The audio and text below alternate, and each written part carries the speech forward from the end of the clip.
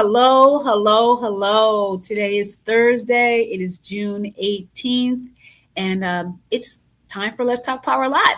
I'm Dr. Tangi. It's exciting for me. It's a privilege and an honor for me to be here with you tonight. Welcome to our show. This is where we talk about power in education in very real, actionable, objective ways. We take it from up in the sky and bring it down to the street level where power is showing up and it is evidenced in real and practical ways. And it is exciting. It's a joy for me to be here. Before we get going, I'm going to ask you what I always ask. Have you hit the like and subscribe button? Are you a subscriber to Let's Talk Power Live? To our subscribers, I want to thank you for being part of the Let's Talk Live family. It is a joy. We appreciate you taking the time. You could be anywhere and you have said, you know what? Yes, I want to be a part of this community. For all of our folks who like to hang out in the background, I want to say thank you for viewing us. We have a large contingency of folks who are dating us.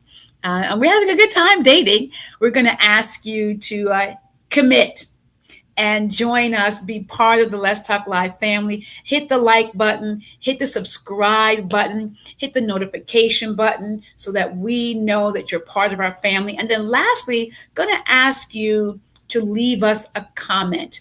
If you are excited about Juneteenth, which is tomorrow, put a 1 in the chat. I remember talking about Juneteenth with our children when they were very young, and they could not believe the story of Juneteenth when we told it to them. And we spent years before it was a federal holiday. We spent years going to Juneteenth exercises, Juneteenth events. We've talked about Juneteenth in our family. If you don't know what Juneteenth is or what happened, why we celebrate Juneteenth, it is when Texas learned after President Lincoln signed his executive order for freeing the enslaved people. We had folks in Texas were finally told years after the Emancipation Proclamation that they were indeed no longer bond servants. And there's a duality to this idea of Juneteenth. We can say we want to celebrate the full emancipation of people who were brought to this country against their will. But we can also ask ourselves the question, why are we celebrating a lie? So, you can hold two tensions, in your mind at the same time. But I celebrate Juneteenth. I will actually be working tomorrow because I've got some work I need to do. What are you working on for Juneteenth? Let us know. Help us celebrate Juneteenth. Tell somebody about it who might not know. Well, folks, over the past few weeks, we have really spent a lot of time talking to lots of people. We've talked about the arts. We've talked about mathematics. We've talked about leadership development. We've had some great guests. And while all of that conversation has been going on, one thing we have lifted each week, we have lifted data that's been telling a story, a familiar story. And tonight, we're going to continue that story and we're going to ask a question about the data that we already know. But before we get there, I'm going to do what I always do. Every week, I give you the definition of power in education. People ask me all the time, Dr. Marshall, Dr. Tangi, why do you talk about power in education? Power in education is real. And instructional power is even more real. Beverly Tatum says that power is the smog in the air of every relationship.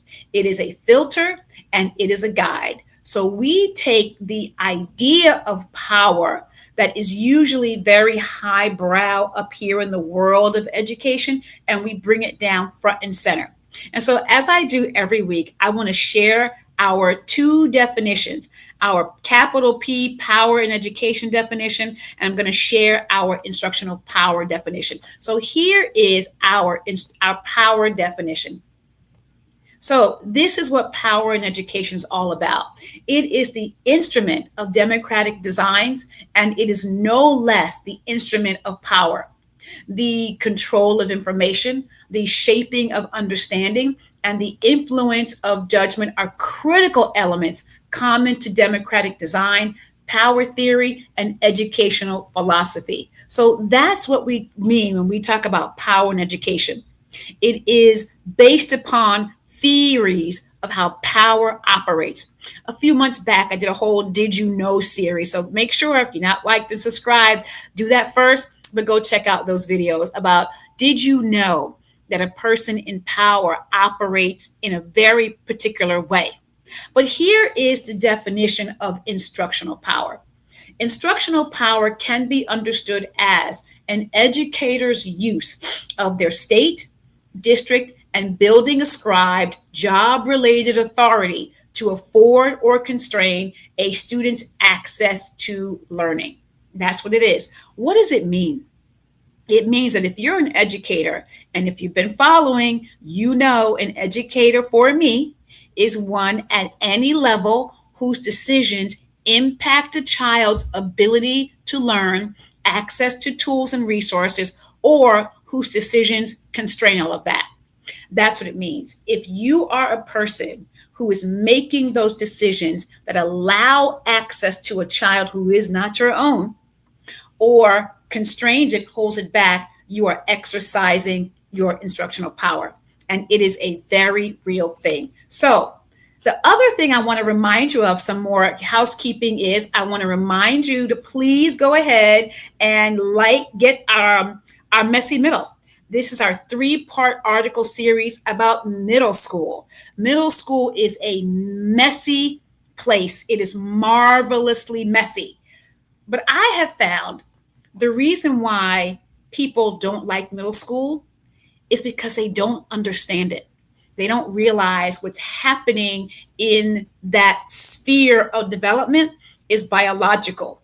And so they're misreading, misdiagnosing, misunderstanding what's happening with the students. And so the Messy Middle article series is going to supply you with the backstory and the tools and resources to disrupt some of the harmful ways middle schoolers are treated. And it's going to give you some tools to ensure that as you go forward with your middle schoolers or your adolescents, you have the tools, knowledge, skills to make it less messy. There we go.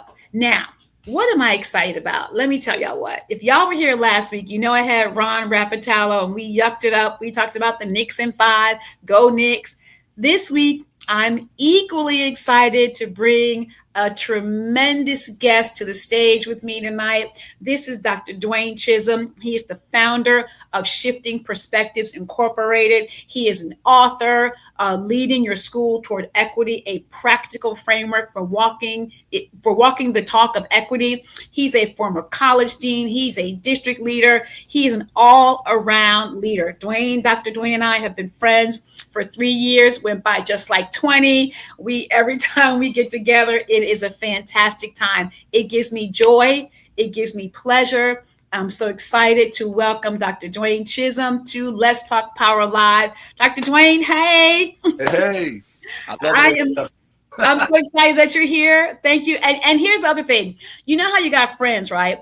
Where you can call them up last minute. And I was like, Dwayne, what you doing on Thursday? You want to be on Let's Talk Power Live? He's like, I'm going to be there. So here he is. He is a dear friend. We talk about education in so many ways, and it has been a joy to meet him, to know him, and I know that he is impacting the world for the good of children. So Dwayne, let our members know who you are and what you do.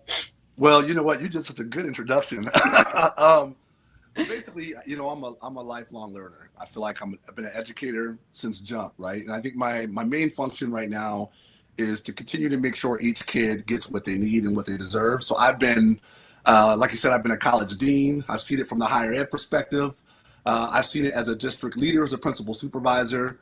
And so just really excited to be a part of this conversation and talk about power. Mm-hmm. Because the more I've looked at just your work and what I've seen out in schools, it is so critical to help people understand the power they actually possess to make a change and make a difference. So I feel like I've been on this power journey along with you, just trying to make sure that everybody understands that it's time for change and we can do better.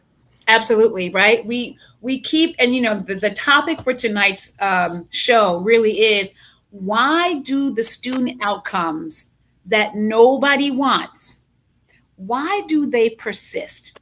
And before we tackle that question, because here's some things we need to talk about, let's talk about some of the data that we know. Like, we already know these outcomes, right? The achievement gaps persist. We know that.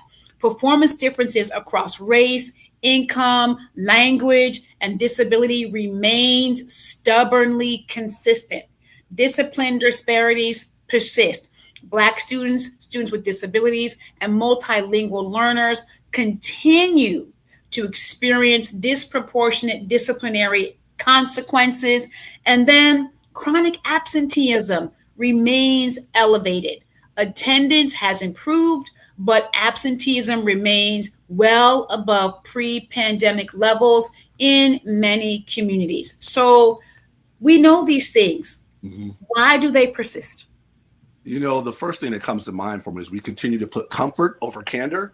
Ooh. I think, often in too many systems, we're still using kind of that streetlight approach to looking at data, right? We're looking only where it's comfortable. Yeah. And so one of the things that I like to think about when I talk to and work with schools is that something has to happen in order for there to be transformational change. And the first thing is we have to be talking about the right things.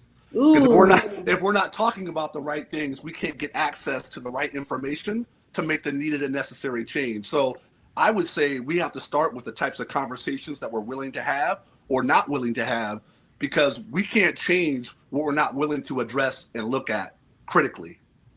Right. That's what James Baldwin says. Yes. Not everything can be changed, but nothing, basically, if you don't face it, nothing can get changed. And I love that streetlight approach, right? Like, we only talk about the places that are quote unquote lit up, and we don't want to really have the hard questions that we need to have to dispel what we know is going on. So here's the next set of that information that we talked about.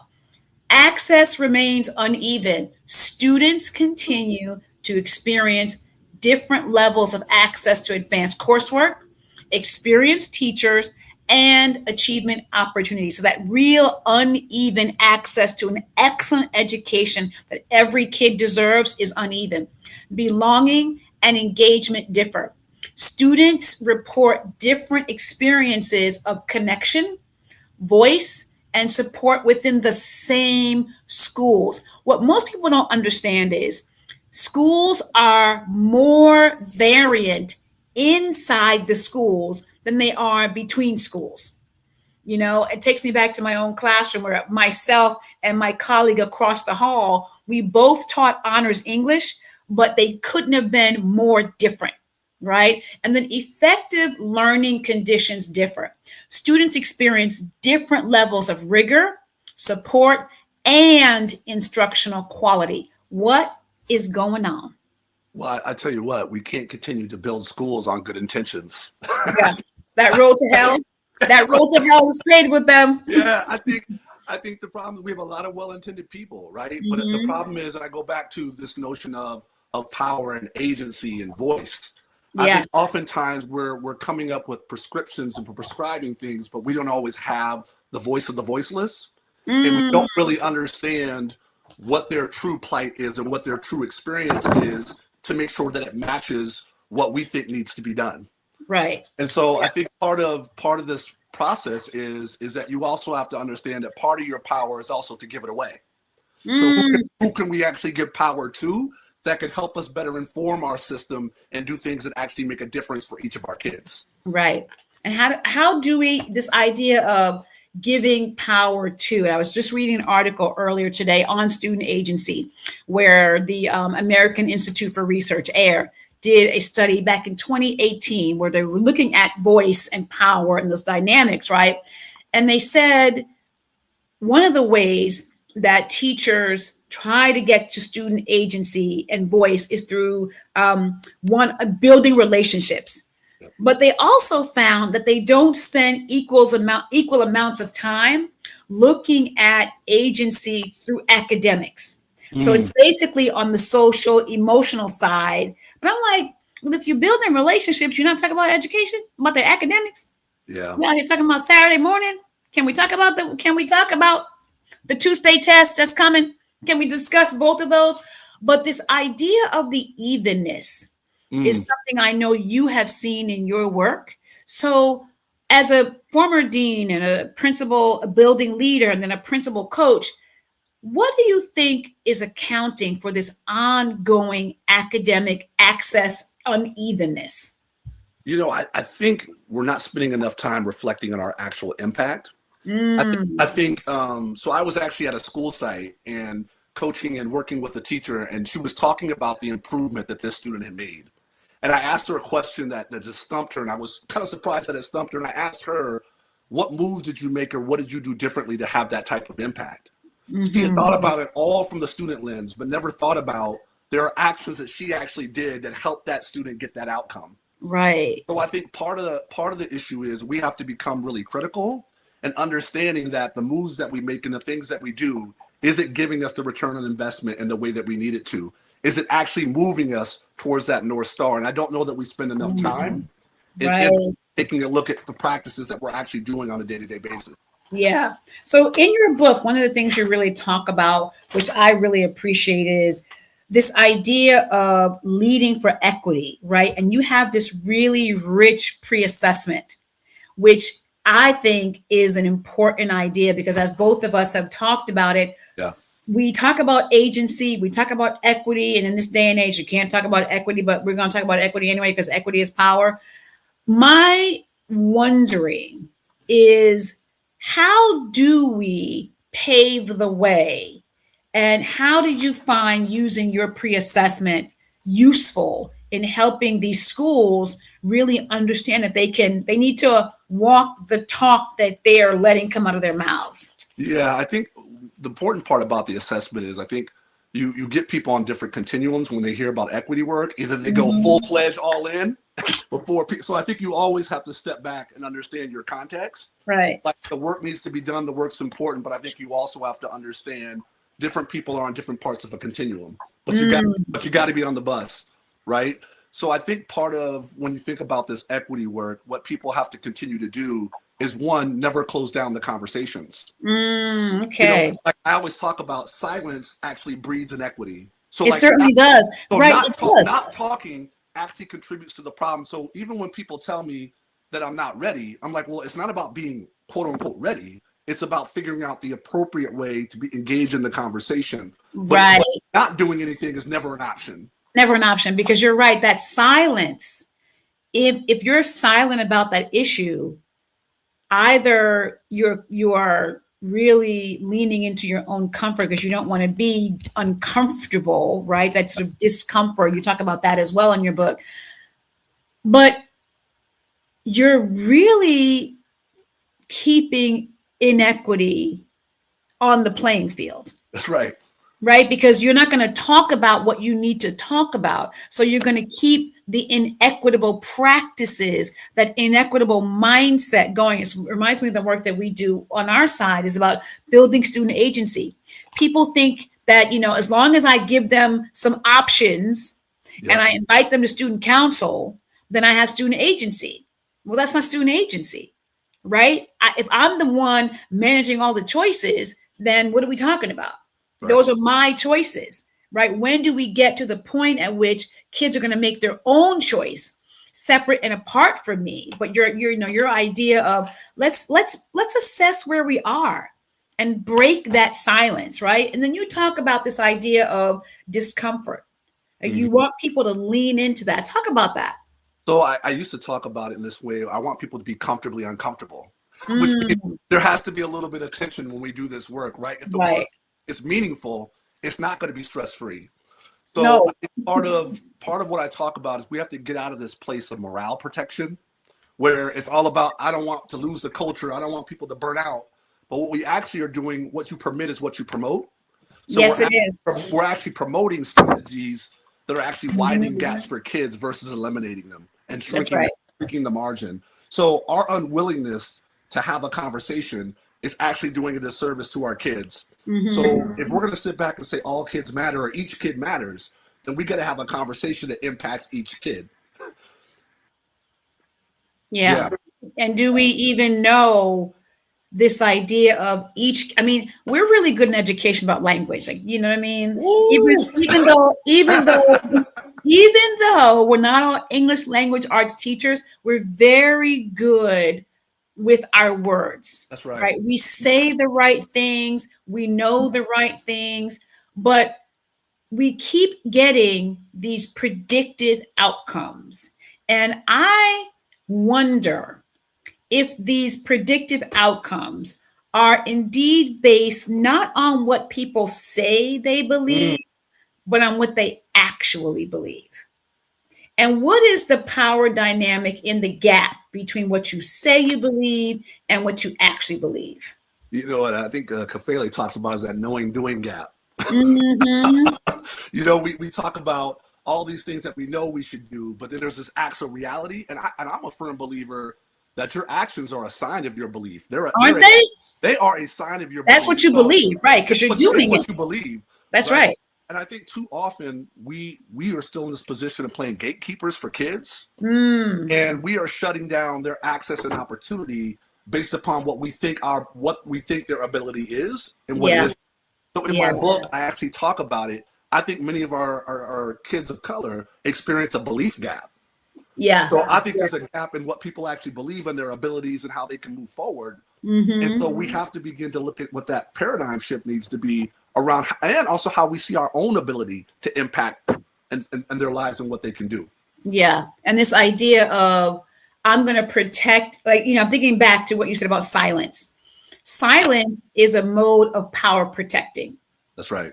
because if I'm quiet, then I'm not going to be exposed, and I protect my own space, my own intellect, my own lack of knowledge. I'm going to be protecting all of that, all those spaces.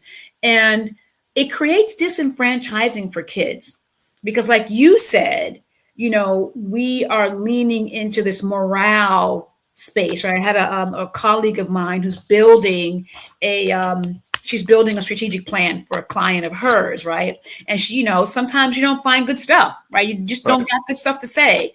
But the leader that she's presenting a document to was like, no, I really want to lean into the assets. But if all you do is lean into the assets, how do you get to the change that you're supposed to be? That's right. And I think too, it's funny because I was having a conversation with my wife about this, where these districts, we roll out new curriculums and do all these things, but yet the data still says what it says. And I said, that tells me that there's also an efficacy piece and a belief Mhm. side to what we do. Yeah, Because you could put materials in anybody's hands, but they don't have a belief in themselves and in the kids that they're teaching, like a true belief. a true belief. Right, Nothing moves. right. Nothing moves. Nothing moves. Nothing moves. And think about this, is that what we believe determines how we plan, Yes. the interventions that we're willing to try, how far we're Mhm. willing to go with a kid is all based on what I believe about me and about them. That's right. And That my level of efficacy piece patience is huge. is huge. That efficacy piece is huge. And we often mistake educators, and again, for me, an educator is one at all those levels, right? Yes. We mistake their resistance, and we misunderstand it because a lot of times their resistance, that power protecting elements that we see them enact, that really is about their understanding of their own lack, and I, it's I masking, think that totally. Yeah. right? I think it comes out and it manifests itself in different ways in different people. Sometimes it comes off as defensiveness. But really, Yes. at the end of the day, what I'm saying is, I don't know that I believe that I could do this. Right. I can't do this. And so I'm going to project, I'm going to protect myself, Yes. right? I'm going to lean into my position as the leader in said building, said classroom, said whatever. I'm going to lean into my position, and I'm going to keep ownership Mm-hmm. of the current work that I have, right? So I'm going to do that PO and the W, but my environment and my relationships are always going to stay in that stasis where I am privileged. My comfort is privileged, but it's masking a person's lack of self confidence. That's And right. so they power protect on that side. And you've seen that work all the time. All the time. Yeah. And at some point, and I love where this is going, is at some point, your words and your actions have to align. At Like some I point, said, like imagine your that. good intentions have to meet some real action. They Because have to meet some otherwise, your good intentions ain't getting the kid a second piece of paper. They're not. Like we need good intentions matched with intentional actions that actually move the needle. Right. Right. And I want us to do more than move needles. Right. Like I wish we could move more than needles, but it seems like we're settling for the smallest, most incremental Mm, changes. How do we, I think about my own grandson, my own children, I'm not worried about my grandson, right? yeah, Because my daughter calls up and it's like, hey, mom, I need XYZ. Who do you know? That's a phone call. It's an email. It's a text. It's like, hey, Dwayne, what about this? Hey, Mary, what about that? Like yeah, we have a bubble of resources. But I'm talking about the other kids whose yeah, parents don't have that bubble of resources. yeah. How can we get beyond? How can we use our power? And one thing we were talking about before we even got to here, you said, you know what? I want to have people talk about the power they do have. That's right. How do we get people to use the power they do have so that we can get more than just the most incremental of changes? What's the power in that? I think part of that is helping people understand that the impact they do make. Mm-hmm. And I think conceptually people hear it all the time, but I don't know that people truly understand the gravity of like an interaction every day with a kid. Right. And I think about the small interactions that I had with certain teachers are 100% why I am where I am today. Yep. And I think sometimes little things like greeting kids at doors and knowing their names, things that sometimes we overlook, but they all shape experience. Like schooling is also a social experiment. Right? That is literally Literally. that literally is one of the opening statements of my book. That Yes. school is society's teacher. Yes. So what I'm saying is we sometimes I think undersell and underscore the fact that kids are building a social identity They as sure well are. when they're learning from you. Mm-hmm. So every interaction matters, but I think sometimes when we maybe cut the kid that look or we're impatient or we show that inconsistency, we're actually building something else that we're not trying to build within them. Right. And we're helping shape their identity. So we got to understand there's power. And there's a question I used to ask my staff. How long does it take to destroy the life of a child? Oh my gosh. 1 second. A look, Nanos. a nanosecond. I said, so everything you do every single day matters that much because you can change the life of a child through a smile, through a comment that's snarky. You could do a lot of different things, but we got to understand when we show up, we're there and we're making a difference, whether you know it or not. Right. Exactly right. When you show right that incremental there's a book out. It's a business book actually, but it's years old, and I read it when I was working in retail. It's called The Moment of Truth. Every single, and this is basically I used it because I was in retail, and so every time a client passes your pathway, they cross paths with you. That is a moment of truth. It is a moment of truth that you're going to have with that client, with that person who's going to buy that glove, buy that whatever, right? Yes. But if we took the concept of a moment of truth with a kid, every single time you cross paths with a student is a moment of truth. But here's the other thing. Let's bring it up a level. Every time as a leader, you pass an educator in your building, it is a moment of truth. Every time. But to your point though, but imagine if everybody walked with that firm belief that every single thing I do is an opportunity versus there's just moments that get away from us, right? Moments that just passes by. What if we actually understood that if we became more intentional with our actions and with our movements every day, we would get that much further. That's that power. That's that real power because you're looking at your position, right? If I understood my position, that's right. I understood what my position is all about. And I looked at the scope of ownership. One of the questions when you heard me ask the question to your students the other day, did your decisions, the decisions you own, did they create thinking? Did they create compliance? Did they create silence or something else? What if we took that? That's part of that power dynamic, right? How we understand the impact of our decisions and what we quote unquote open space for. Yeah. We really, really want to do that. So, but every week, this has been fantastic. Every week we do power moves. So let's get into our power moves for this week. Power move number 1: define the outcomes you are trying to change. So if you are a leader and you are thinking you're coming to the end of the school year, maybe your school year is already over, and you've done some reflecting on the dynamics of power, the way in which you saw equity or inequity in your building, how people were treated, the adults and the kids. I want you to think through this first power move before you start putting pen to paper to your growth plans for next year or your upcoming, whatever your district calls it, your plans for your 60, 30, 60, 90 days. So, all the plans we got to make. I want you to define the outcomes you want to change. Perhaps you notice something. What that looks like is identifying specific student outcomes that require attention. Of course, it's going to be academic outcomes. Push yourself to go further than that.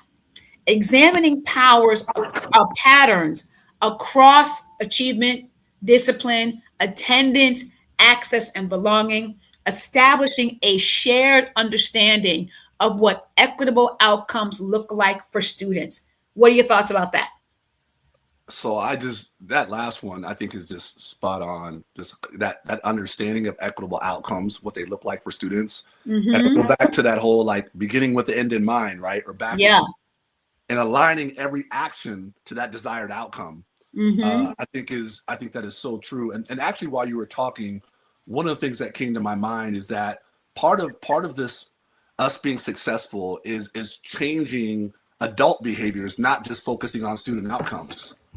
We also need adult outcomes to change. You know what? Yes. That's super important. Maybe that's Yes. another power move, right? Like like really defining, and you are so right, Dr. Chisholm. Because it's supposed to be about the kids, we lean into the kids, but nothing happens to the kids in school absent an adult. That's right. So, what are the adult change outcomes that we're looking for? Define those too. That's fantastic.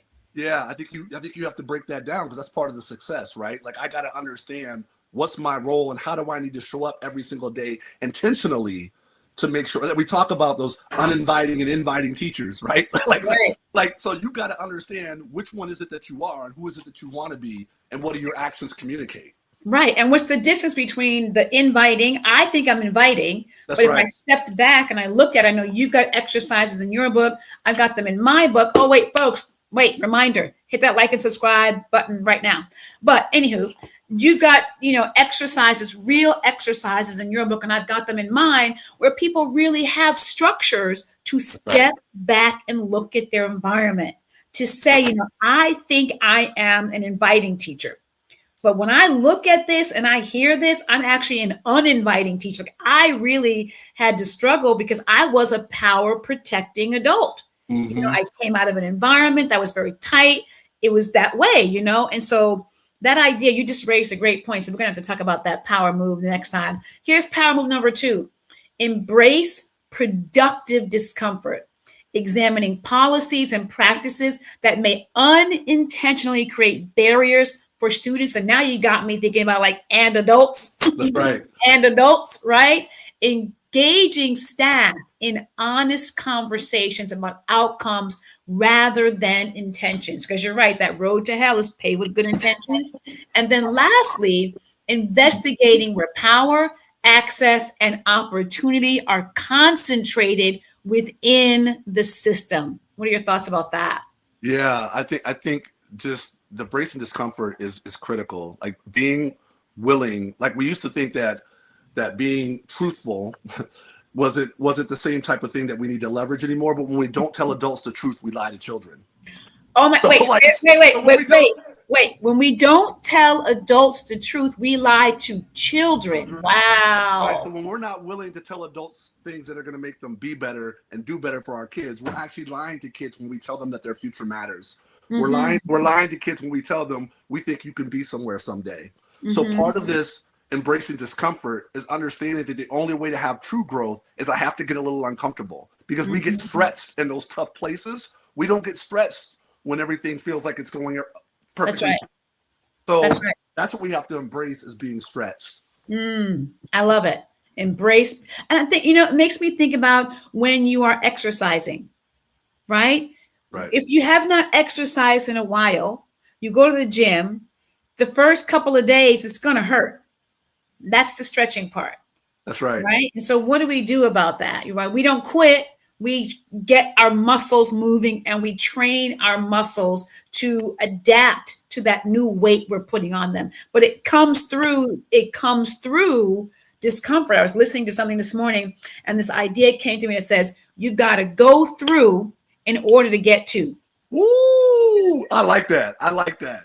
That is really good. I like that. You gonna borrow? You gonna creatively borrow it? Look, I'm gonna write that down after we get Write off. it down, right? I'm gonna write that down.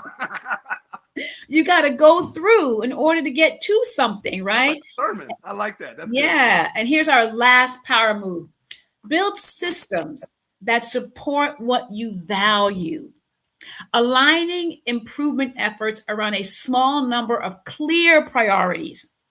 Embedding equity conversations into curriculum, instruction, discipline, and student support decisions, monitoring implementation and adjusting practices based on evidence rather than intentions.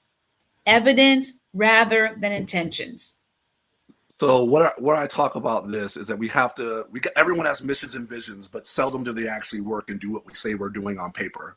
So we've got to get to a point where the words that we write and the things that we put in front of our people actually have actions tied to them and a real deliverable. So how are we monitoring for those outcomes? How are we being really clear about our evidence? So that all starts with just one, being clear that we're creating coherence around what we say we believe and what's at our core. Yeah, that coherence. And TNTP just came out with coherence at scale, brand new report. So this idea of coherence, and I'm working with a school district and they're working on coherence as well. And my question is to them, coherence around what? That's right. Because we think we all know it's coherence, okay? Around what? That's right. And what does coherence look like when you've got the coherence that you're looking for? And you're, aligning the systems to the values we actually have. We know what people say their values are. We're clear about that. We know what they're going to say. But the truth is, go ahead, you go ahead. No, I think you're right, but I think it's the values, not that we think we should have, but the values because I think we're really good at shooting out the values, like we love all kids, we do all this and that, but we got to get real about what's our current, local and immediate reality, and how do we actually paint a better picture for where we currently sit. That's right, because there's a huge value and actuality gap, right? It's the stated values and it's the actual values. And there is a gap between the two, and it's coming out in these outcomes. These outcomes nobody wants, right? Nobody wants. We don't want these outcomes, and yet they persist. We can go in any school in this country and we say, okay, give me your top 7 most disciplined students. We already know what they'll look like. We already know. Give me your lowest performing group of students. We already know. Yeah. And yet we love kids. We think every kid can succeed. So how do we get past, like, to me, that's that instructional power in there, right? It's the leader power, it's the instructional power that we are trained to say a thing. Yep.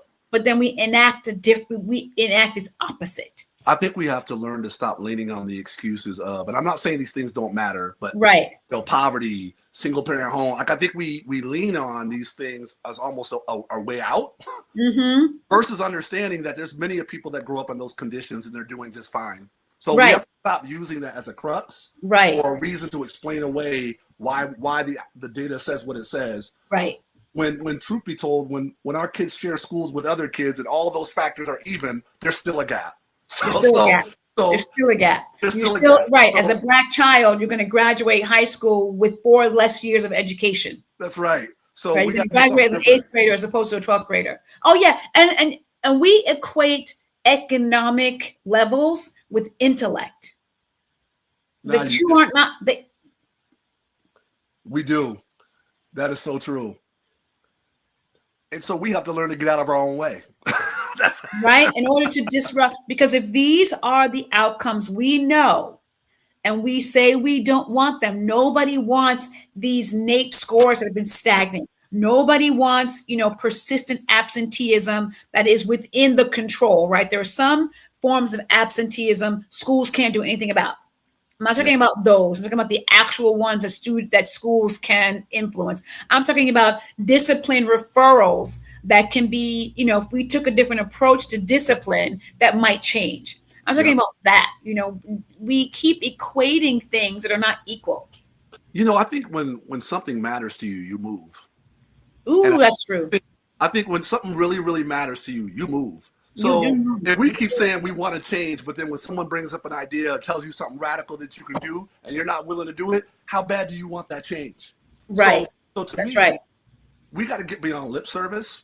And if we're really, when the data really begins to matter in a way that we personalize it, that it's on us, you move differently. We move differently. When you we move differently. Right. When you personalize it, that's right. When you can say these are our kids. That's right. These are my students, right? Then we get to see it differently. That's right. Wow.